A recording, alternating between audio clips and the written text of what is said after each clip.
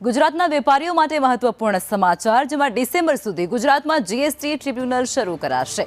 ગુજરાતમાં 3 જીએસટી ટ્રિબ્યુનલને કેન્દ્રમાંથી મંજૂરી મળી ચૂકી છે। સુરત અને અમદાવાદમાં જીએસટી ટ્રિબ્યુનલ બનાવવાનું નક્કી થયું છે, જેમાં અન્ય એક જીએસટી ટ્રિબ્યુનલ માટે સ્થળ પસંદગીની પ્રક્રિયા પણ અત્યારે કરવામાં આવી રહી છે।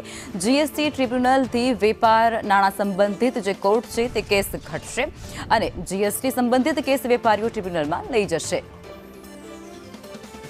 સંવાદદાતા હિરેન જોડાઈ ચૂક્યા છે, વધુ વિગતો આપશે। હિરેન, ગુજરાતના વેપારીઓ માટે ખુશખબર, શું કહેશો?